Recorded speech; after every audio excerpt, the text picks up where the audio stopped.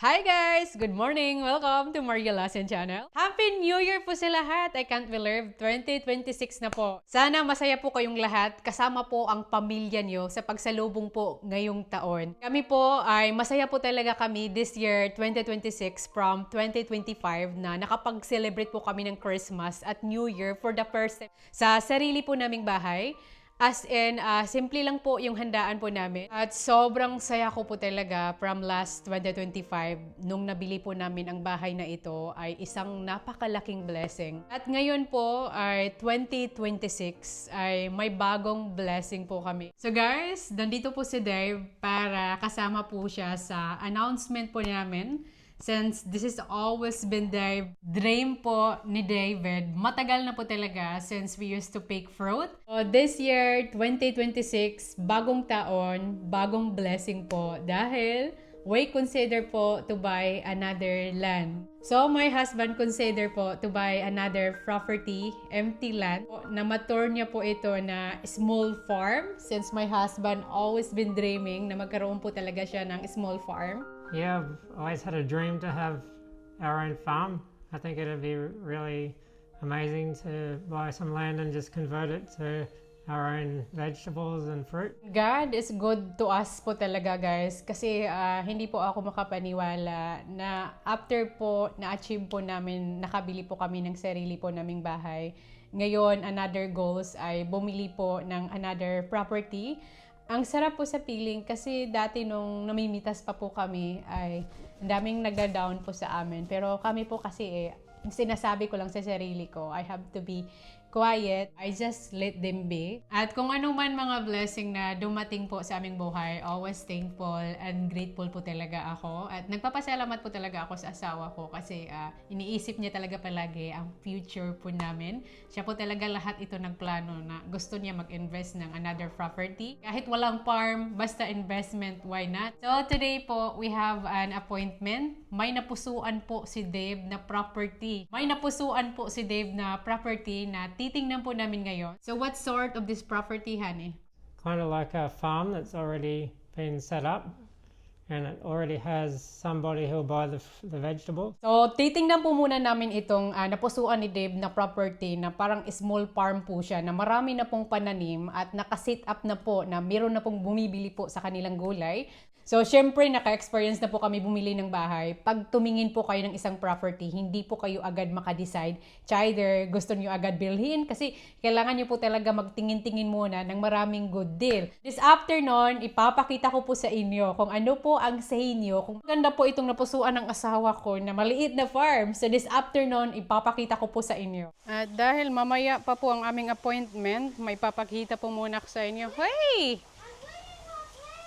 You're bringing your plants.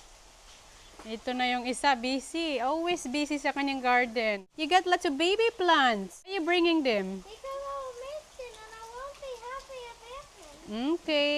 So, si Sylvester, sobrang busy sa kanyang pananim. Soon to be a farmer na ito. So guys, ito pa lang ipapakita ko po sa inyo. Kung naalala nyo po, marami po kaming na-harvest na cucumber. So yung ginawa ko, dahil sobrang dami po talagang na-harvest namin ngayon everyday. So yung ginawa ko ay preserve po talaga siya. Fermented, yung parang gawing ginamos. Nilagyan ko lang po siya ng suka, garlic, tapos bay leaves. So it's up to you kung ano pong gusto nyo pong lasa. And then, kailangan nyo po siyang i-barb everyday. Especially po if it's too tight.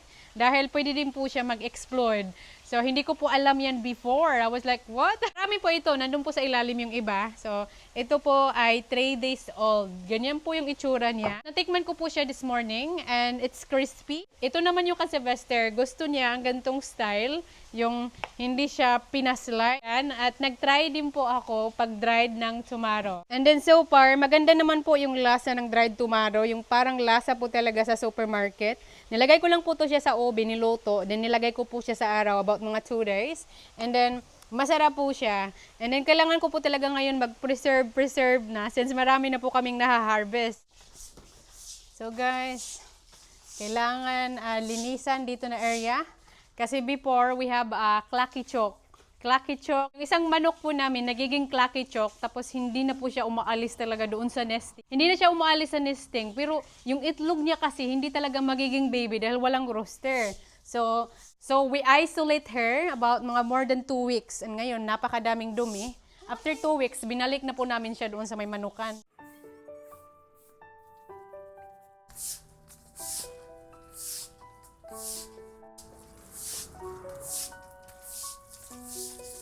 Ayan, malinis na, nice and shiny. Wala nang dumi ng manok. Nagplant pala ako dito ng guava. It looks healthy now. Binili po namin ito around August. So, dito po sa South Australia, pag winter ay malamig. Meron pong frost.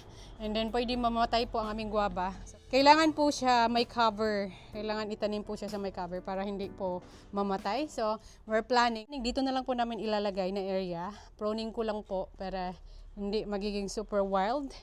And, meron kaming binili dito na bagong tanim. So, ito yung couch namin. Nasa ilalim po yan before. So, nilagay ko na lang dito. Kasi sometimes may mga visitor po kami. And then, hindi ko alam kung saan sila uupo. Nilagay ko na lang po itong couch. And ito po, binili ko po ito siya sa marketplace. Ang cute po tingnan dito po sa aming veranda. On the way na po kami sa farm. We are so excited. And of course, Darv's so excited. So, Buster, are you excited? Yes, it's a good farm. Maraming pananim doon at sobrang init po ngayon. It's about mga 40 degrees. Grabe, sobrang init po sa South Australia, especially kung saan po kami. Yung garden namin, it's surviving. Pag hindi mo talaga sila alagaan, mamamatay po talaga. Kaya kailangan talaga namin lagyan ng cover. So, ang farm na ito ay napakalapit lang po sa amin. Masaya ang pamilya, biyahe-biyahe. You alright there, Sebastian? Let's drive around. At yung isa. At malapit na po kami kung saan po ang land for sale na napusuan po ni Dave. So guys, hindi po ako nag-video dahil medyo awkward po sa real estate habang pinapakita po sa amin ng property. So ito po yung picture po ng farm. As you can see, marami na po talagang pananim. Marami po silang pumpkin and zucchini at iba pa po. So guys, kakabalik lang po namin. Nakita na po namin yung property. Ang dami pong pananim na kalabasa, zucchini, parsley, the other one, parsnip. It's a bit like a carrot. Yeah, pero kulay white. And then hindi na po ako nag-video dahil nahiya po ako sa real estate. And bukas po, may another property na naman po namin tingnan. Alam niyo po, yung asawa ko po talaga ang gustong ng ideas na ito na bibili po siya ng another lupa para gawin niya pong farm. So ako, support na lang talaga ako sa asawa ko. Kasi ito po talaga yung happiness ng asawa ko as in nasanay po siya sa farm life since namimitas po kami. Tsaka guys, pag bumili po kayo ng lupa ay magandang investment na po talaga. So yung iniisip ng asawa ko ay maging secure ang future po ni Sylvester. Sabi ko kang Deb, kahit yung bilhin mo ay wala ng farm kasi to be honest, masaya na po talaga ako sa aming property na marami na po kaming pananim. But support na lang po talaga ako sa asawa ko kung saan po siya masaya, masaya na din po ako. Pag bumibili po talaga kayo ng property, hindi po talaga rush po ang lahat. And later on, mapapakita ko po sa inyo pag makapag-decide na po talaga kami kung saan at ano po yung bibilhin po namin. And we're just back at home. We're gonna ask there, what do you think of that property, Han? It was quite big. There's a lot of pumpkins there. Yeah, it's very big. It's a lot of job for you. Yeah, and it has irrigation, lots of water. Yeah, and what do you think? I'd like to keep looking around and see what's available, see what's a good deal. And tara po sa aming backyard. Ipapakita ko po sa inyo kung ano po yung ginawa po namin. Magantong weather pag sobrang init. Naka-cover po. Oy, sobrang excited. Naka-cover na po siya. Itong greenhouse in the top, naka-cover. At ito po, ito yung ginawa namin. Naka-cover po siya for temporary. At kahit itong cucumber po namin, cover po to siya. Ganyan lang po siya, pero tinanggal na po ni Deb. Ito po yung aming strawberry ngayon. Sobrang healthy po ang kanilang dahon. And if you remember, gawa ko lang po talaga ito na garden bed, yung wood na napakataas po talaga, pahaba yung style ko dahil maraming strawberry po ang tinanim po namin. And alam niyo po, mas dumami pa talaga ang aming strawberry. Yung runner niya po ay nag-establish na. Ito, runner po yan. Napakaraming runner po ng strawberry. Puro na po sila nag-establish. Kaya mas dumami pa talaga ang aming strawberry. Welcome to our strawberry farm. Grabe po, ang taba po ng aming strawberry. Makikita nyo po, ang dahon, ang lalaki at kaka-harvest ko lang po. Hindi po gaano kalalaki po ang bunga ng aming strawberry dahil organic po siya. Pero very, very tasty strawberry in the world, sabi pa ni Sylvester. Is look like. Here's a Buster. Good job. And the other one. Whoa, look at that. Mhm. You picked so many. What do you think? Good. Daddy, would you like the white one? The taste more better. Yeah. Or this one? Thank you. You're welcome. At least hindi po stress po ang aming mga pananim even though sobrang init. And sobrang lipi po ng aming strawberry. Kailangan niyo pong buksan siya kasi yung mga hinog nagtatago. Ayan, no? Meron ditong malaking bunga. At ito po yung aming silver bit. Makikita niyo po, medyo stress po sila dahil too much exposed sa araw. Kaya naglagay po ako ito. Lalagyan ko po ito sila ng cover. Nabili ko lang po ito sa online sa Timo at napakamura po sila. And I think it's work naman. At itong mga manok, gustong humingi ng silver bit. Kaya bibigyan ko sila. Here. Yes. Yan. Grabe, gutom na gutom. Ang bilis. Ang bilis maubos yung isang dahon. Kasi imagine, ito po yung view nila everyday. Parang gusto na nilang lumabas everyday pag nakikita to nila. Ito. Kain, kain. Para mag-dark kilo ang eggs. Yung isa. Push na natin yan. Lagyan ko po ito. Hindi ko pa kasi nakita kung ano po yung itsura niya pag malagyan na ito. I think this is actually for insect netting. Kailangan ko po ata bumili ng pareha ng ganyan para po maprotektahan po talaga siya sa araw. Dahil parang hindi ito masyadong healthy na silver bit kumpara po doon yung silver bit po namin sa greenhouse. Yung greenhouse po namin ay cover na kaya yung silver bit po doon ay napaka-healthy. Ito pala yung itsura niya. Kasi kasama po kasi ito eh. And then, meron po ditong yung holder niya. Ito po, liit. O, saan ba to ilalagay? Dito ata siya. Para, I see. Dito ba? Hindi ko alam kung tama. Hindi ko nakita kung ano yung itsura niya paglagay. Pero I think this is gonna work para hindi po maatake. May umaatake pa rin po dito na hindi insect. Ang kumakain po nito ay napakaraming ants. Sobrang lalaki po ng ants dito sa South Australia. It's crazy. So, ganyan lang po siya para cover talaga siya sa inside.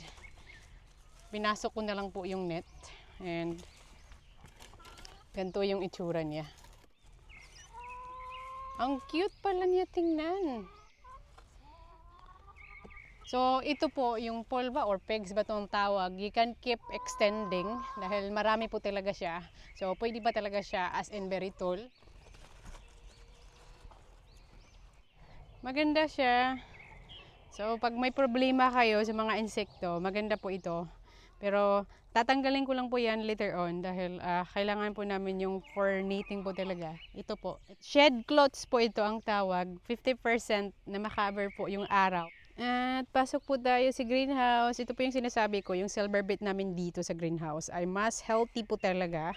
Tingnan nyo, crowded na crowded. At mag-harvest po tayo ngayon ng malaking zucchini. Sobrang laki. Can you harvest the big one, honey? Yeah. Go, David. Sobrang laki. Look, Sebastian, Daddy's harvesting the huge zucchini. Oh, look at that. It's a big one. I think there's more. Allah, ang daming lalaki. Twist, Sebastian. Twist. Do you know how to do it? Yeah, this so quick. Allah, ang laki. Parang patulan na. Yeah. And the other one? Are you right or you want Daddy to do it? I won't die to do it because it's too small. It's too spiky. Yes, medyo spiky po ang zucchini. Yan. Is there more? I think at the back. There is the zucchini. Funny. Yeah. That one's fat. It's fat. So, sobrang init po yung aming rocket ay namulaklak na po. And eventually, lahat po ng green leaf, mamulaklak po talaga sila dahil sa sobrang init. And mag-harvest po ako dito ng pak choy. So, Yung pak choy, pag sobrang init po, namamatay din siya eh. 40 degrees. Mahirap po talaga sa vegetable, pero harvest po tayo ng green. Soon po itong pak choy namin ay mamulaklak din po ito. Kahit yung ano po namin, spinach, namulaklak din po siya. Ito ang fresh spinach, and ito mag-harvest din po ako ng kale. Kasi maganda po talaga ang kale during malamig po siya, spring, winter. Kaya swerte na po kami na buhay itong kale namin during summer at lumaki po siya. Mga green leaf na na-harvest ko, yung pak choy, masarap po yung pak choy. Pag sobrang init, pwedeng maging pait po ang inyong green vegetable. Kaya malalaman po namin kung mapait po ang aming kale. And after all, meron na po talaga kaming sariling farm. And we're gonna ask Dave, are you not happy to our small farm? Or are you gonna buy another big one?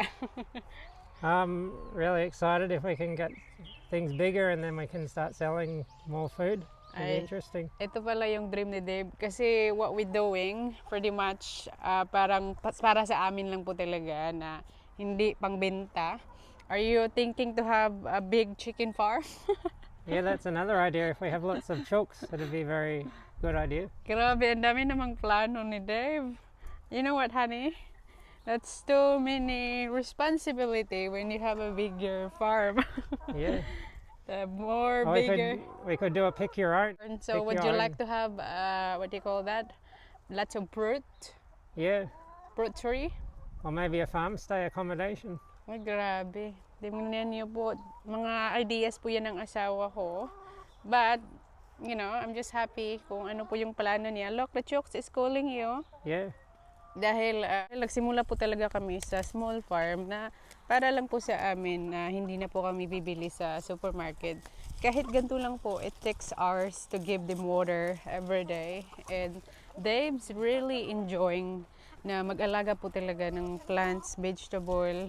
Tapos, kaya nagka-ideas po talaga siya ng bumili ng another property. Pero itong property lang po namin, napakalaki po talaga ito. 1 acre po ito. Meron pa doon sa kabila.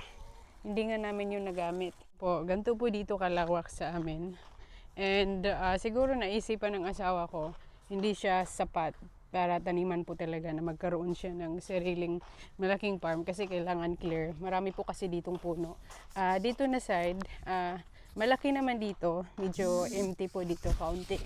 Pero yung plano niya ay maraming tanim. So, masaya na po ako kahit anong bibilhin niya, kahit lupa lang for investment, at least meron na pong magandang future si Sylvester paglaki niya. And ito na yung sa garden namin na area. Dito lang kami nagtatanim. Ganyan po kalaki na yung lupa namin, pero bibili pa rin siya ng another one. Tsaka hindi naman ako makapag-desisyon kasi pera niya yan, yung gusto niyang ibili. Hello, Chucky! I got something to show you. I have something to show you. Wait a minute.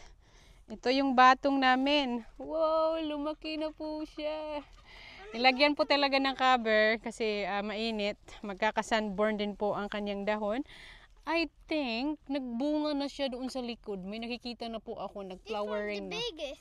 Yeah. His tongue May went. mga bunga na siya, maliliit pa. Pero yung bunga, bulaklak pa. Okay, which one you gonna show me?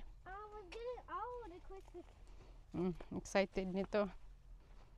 Hala, meron palang elf dito. Ito yung gusto niyang ipapakita. And what else? And I put Christmas lights under the pea stalk.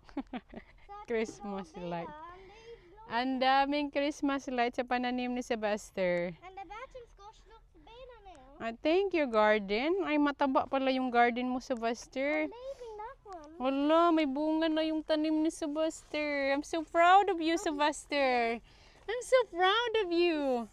I'm so proud of your garden. Diba? Grabe. Si Sebastian po ito nagtanim. Ang kanyang pananim, meron na pong bunga. Papa. Ay, even yung tomato niya, namumunga na po. Ganyan po siya ka-proud na may sarili siyang tanim. At tingnan niyo po yung cucumber ni Sebastian dito. Namulaklak na ala. May bunga din dito, Sylvester. You got one fruit here already as well. Yung corn niya, oh. Malaki na. Okay, magtinula na tayo ng manok. Mommy's gonna cook 1 chooks. Okay, Sylvester. My vegetable is ready so I can cook tinula to the chooks. No! I'm just kidding. Hindi talaga pwede lutuin yung manok ni Sylvester. Manok mo yan lahat. 21 chooks. Hanggang kulik eggs lang po talaga kami. Hindi pwede lutuin itong mga manok. Matataba. Okay, that's it. Love na love ni Sylvester.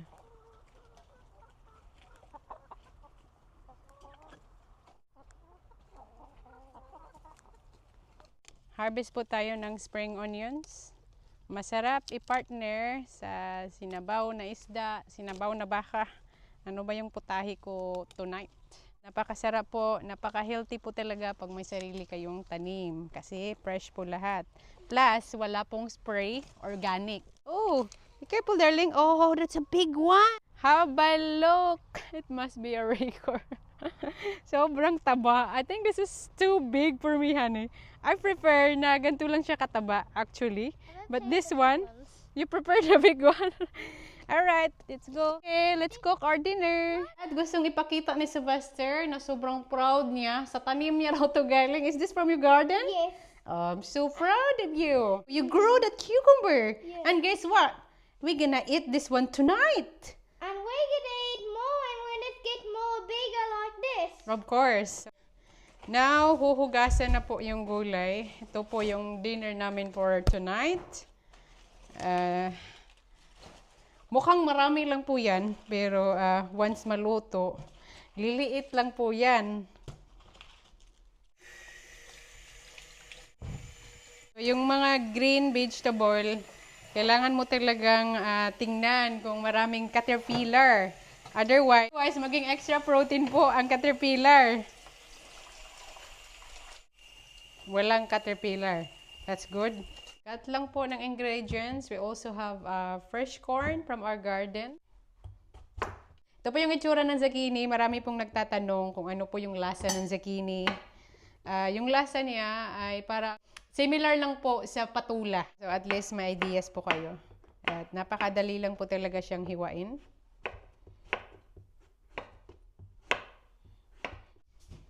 Is that mine? Yeah. So fresh. Now how much the first one? So guys, lulutuan ko po muna ang aking pamilya. Maraming salamat po sa inyong panonood. Please like and subscribe to our YouTube channel at abangan niyo po ang susunod po naming video. Bye! Good.